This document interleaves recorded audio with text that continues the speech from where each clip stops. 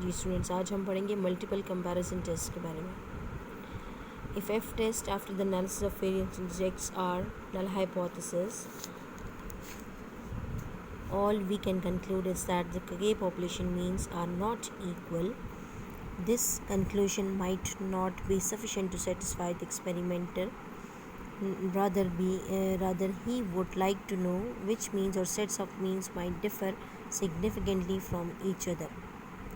अच्छा, जब हम के पॉपुलेशन मीन्स की इक्वालिटी को चेक करते हैं through the analysis of variance, तो जब हम रिजेक्ट कर देते हैं नल हाइपोथेसिस को जिसमें हम इक्वालिटी टेस्ट कर रहे होते हैं, तो उसके बाद हम ये कहते हैं कि नॉट ऑल के population means are equal.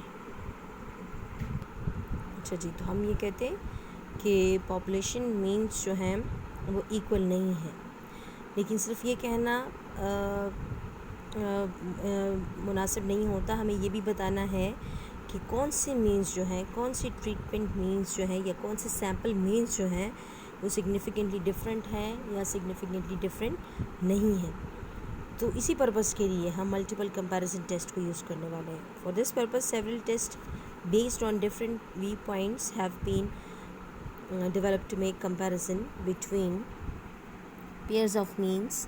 Such tests used as follow up to F statistics are called the multiple comparison test. ठीक है, इन टेस्ट में से आपने सिर्फ LSD करना है और मल्टीपल ये वाला करना है, आपने डंकन्स मल्टीपल रेंज टेस्ट आपने करना है. ठीक है, बाकी भी हैं ये इसमें, लेकिन हमने सिर्फ ये दो ही डिस्कस करने हैं.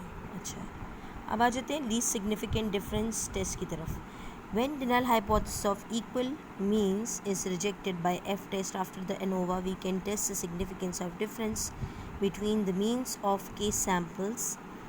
Method of dealing with such a situation is to compute the smallest difference that would be judged significant and to compare the absolute values of all differences of means with it.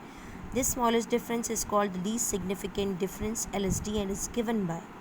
अच्छा, जब हम hypothesis null hypothesis को reject कर देंगे through the F test, उसके बाद हमने करना क्या है कि हमने लीस्ट सिग्निफिकेंट डिफरेंस की वैल्यू कैलकुलेट करनी है, जिसके लिए फॉर्मूला आपके पास कुछ इस तरह से है.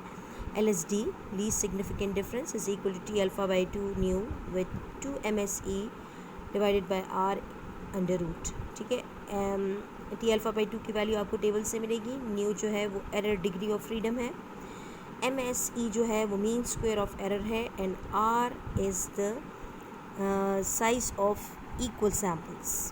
Where MSE is the error within mean square, R is the size of equal samples, and T alpha by 2 nu is the value of T at alpha by 2 level taken against the error degree of freedom nu. The test criterion that uses the least significant difference is called the LSD test. इस test को हम LSD test कहते हैं. Two means are declared to come from population with significantly different means when the absolute value of their difference exceeds the LSD. ठीक है, इसके बाद हम क्या करेंगे कि हम ट्रीटमेंट मीन्स कैलकुलेट करेंगे, और जिन ट्रीटमेंट मीन्स का जो आपके पास डिफरेंस है वो इस LSD से स्मॉल होगा, वो सिग्निफिकेंटली डिफरेंट नहीं होंगे. ये हम सारा प्रोसेस एग्जाम्पल में देखते हैं.